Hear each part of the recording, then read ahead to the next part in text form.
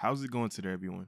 The big three are the manga that you can very well say took over the 2000s, leading the pack in manga sales during that time and becoming some of the most influential manga ever created. They would go on to inspire many series that followed and are all still thriving to this day, with all three of them sitting well into the top 15 most sold manga of all time. One Piece, Naruto, and Bleach make up the legendary big three, which are all completely different stories that we all grew to love over the years. But one thing they all have in common is the undeniable talent these three mangaka have, and how far each of their respective mangas have come in terms of artistic evolution. So today we're going to be going over where and how the big three vastly improved upon their styles to become what we know of them today. With that being said, let's get into the video. So before we dive in, I want to quickly lay out some traits each series specializes in, then we can see how it's improved upon as their series go along. Starting with Tite Kubo, the creator of Bleach, who you could argue style is the most minimalistic out of the three. For the most part, a lot of the characters in Bleach are very chiseled around the edges, especially later on in the manga, becoming more smooth, detailed, and lifelike compared to the early designs in the story. With this simplistic base for character models, it's easy to appreciate how far Kubo will go to make each character really special from the other features. For example, Uetsu, who has the typical shape for a Tite Kubo character but also looks completely different compared to anyone else. The other main thing, which is Kubo's specialty that he vastly improves on throughout the manga, is the use of black and white in many different forms, or more commonly known as contrast, which oftentimes Kubo will use this to far extremes, with him even using full black pages or full white pages depending on the atmosphere he's trying to display in a scene to put full focus on the characters. And oftentimes it is up to the characters' reactions to tell us the true emotions being felt to really get an understanding of what we are seeing, making the manga very pleasing to look at and follow along as the story goes. Musashi Kishimoto, the creator of Naruto, is probably the most versatile when it comes to his art, with his specialties being simplistic yet clean character designs that just fit the tone of the series so perfectly, and will often use high levels of shading to create surreal pages like these to display a certain emotion a character or scene is going through. But the main two things Naruto's art does to a phenomenal level is landscaping and perspective. There are so many times I've personally been surprised by how good some of these panels are during my first read after coming from the anime not really knowing what to expect. It's just a super underrated aspect of Naruto's art, and I think it should be talked about more. When it comes to the most popular shonen manga, it is very hard to find panels that are possibly on the level of these in comparison. Finally, we have Ichiro Oda, the creator of One Piece, which arguably has the most creative art style out of all of them. And the number one aspect that stands out to me is the unconventional character designs we see pretty much through every arc in the manga. Whether it be super big characters like Kaido or Big Mom, normal sized characters, and many more, with the variety of different looks being an almost endless amount in this series. And how every character doesn't seem out of place in the drawings is extremely impressive, as the scale and feel of these characters all stay consistent. Another thing that stands out in One Piece are establishing shots, which main uses are to display where characters are, usually at the beginning of arcs. This is where One Piece best showcases its phenomenal landscaping work like we see here, with an insane attention to detail. Other uses of establishing shots are usually placed during send-offs at the end of arcs, as we see here, or to end off certain fights to show conclusion, like in this fight with Zoro.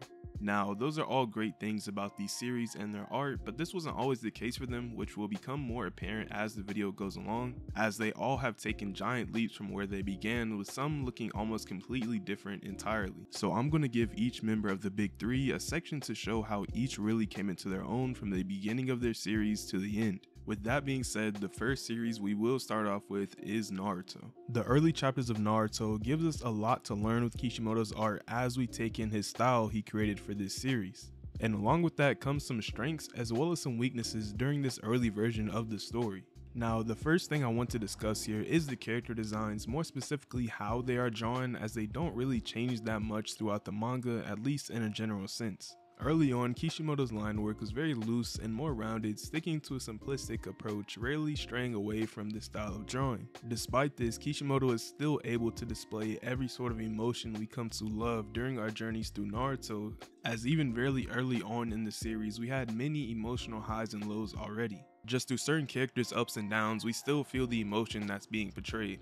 After doing a little bit of research and looking up how fans felt about Naruto's art in the early chapters, most people agreed the manga always had that charm to it, with some going as far to say they prefer the old art. Though that was pretty far and few in between, with there being a lot less people sharing that take, but it did come up a respectable amount, so I decided to bring it up. Personally, I do like Naruto's old art a lot, but for reasons I will talk about later, I prefer the changes made to Naruto's art style. Now, as far as character designs in specific, we have some very cool looking ones in the earlier chapters, like Kakashi, Zabuza, Haku, Orochimaru, and Itachi, just to name a few. And honestly, this look works on them. There's nothing inherently wrong with this, but as we know, things would change a lot. Things would change at a certain point in Naruto as Kishimoto would shift to a more similar art style that had been used in the anime.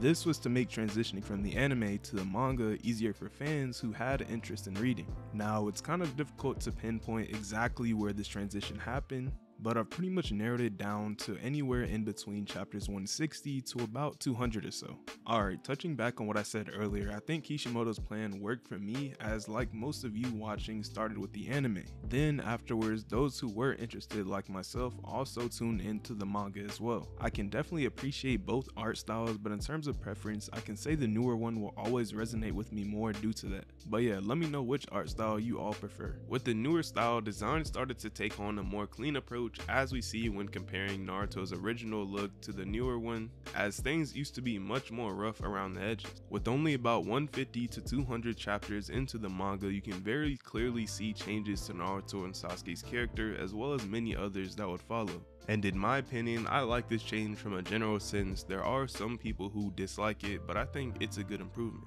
Now let's talk about perspective, which in my opinion changed everything for Naruto, bringing it from what was already good art to great art. Perspective improvements quite literally improved almost every aspect of Naruto, from the fights, paneling, landscaping, and just cool moments overall. For an example, look at this fight very early on during the first bell test in Naruto.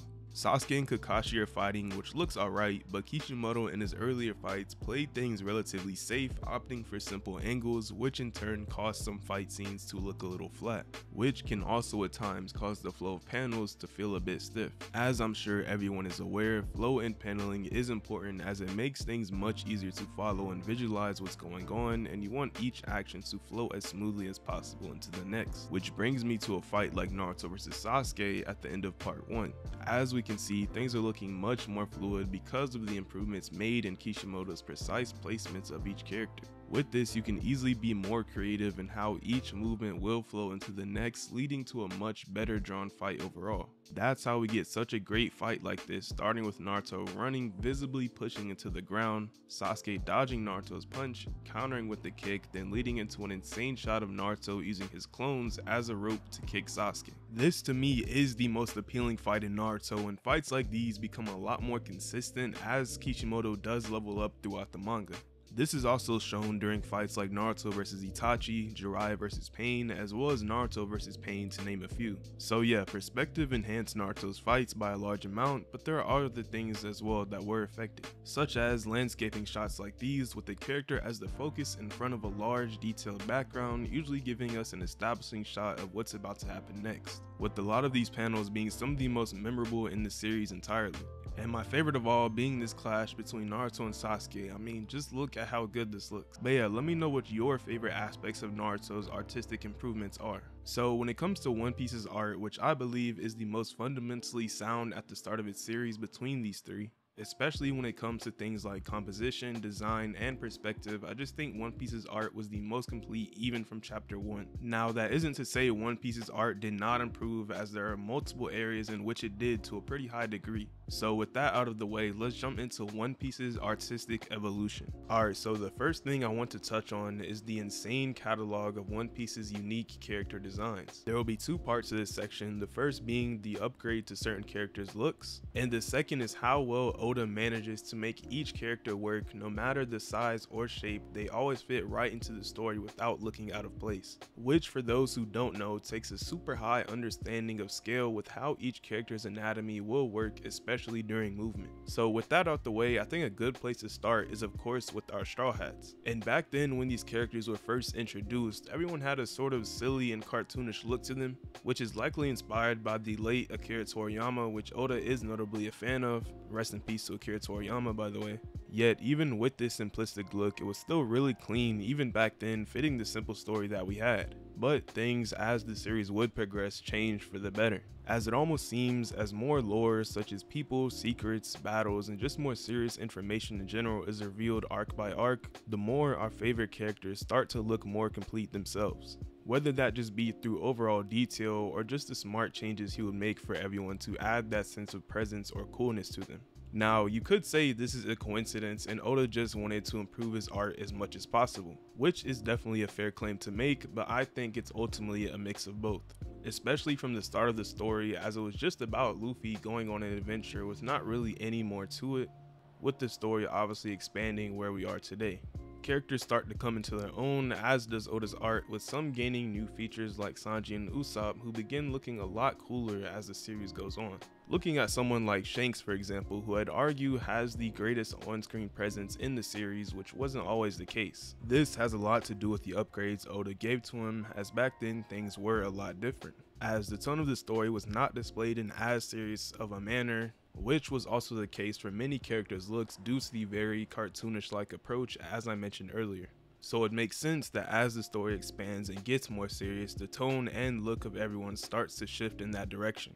But basically, the more we see of and learn about Shanks, the more presence his character brings and is reflected in the art. So yeah, from Oda's character design improvements throughout the series, we can see Oda's style progress from not only in detail, but as the story evolves, so do his characters. Hopefully I got my thoughts on that across well enough. Now let's get into what I believe to be the most underrated aspect of One Piece's art. That has to be Oda's elite understanding of scale and anatomy. Character anatomy, for those who don't know, is just the basic structure of how a character is drawn. Typically, artists will use a somewhat similar structure to this. This is the standard anatomy that a large majority of artists, whether manga or not, will probably learn at some point in time. Knowing and mastering anatomy can result in much more dynamic and natural looking characters when put onto a page because you know how to place each character in a proper position or perspective, which is exactly how we have gotten some of the most outstanding shots in manga history.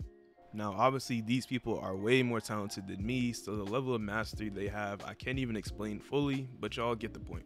Now where Oda separates himself from other artists is how he applies his talents and applies it to characters with very unconventional forms, as we can see with characters like Blackbeard, Kaido, Gecko Moria, Katakuri, Big Mom, all of the giant characters, as well as many more. It's super impressive how well Oda transitions that standard anatomy we all know to something completely different. And later in the story, this is on a near arc-to-arc basis, looking at these panels during Marineford, following that into Dressrosa, and eventually ending up in Wano, where Kaido, in my opinion, is his most impressive work. All the shots of Kaido on such a large scale just work so well, as well as the fact that when he is in motion, it looks so natural even during fights, once again due to Oda's talents and understanding of perspective. The final thing I'll quickly touch on is the use of establishing shots in One Piece. Establishing shots are usually used to portray a message of conclusion or introduction. An example being like we see here in this panel with Zoro finishing off his fight, or this panel with the Straw Hats exiting Alabasta without them needing to say a word at all in this panel.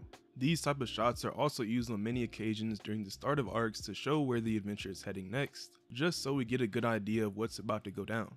It's just great to see how once we get to around Skypiea, things just continue to get better up to where we are now in Wano and Egghead, getting some amazing establishing shots like these. So yeah, let me know what your favorite improvements on One Piece art is, or just even your favorite aspect about it in general.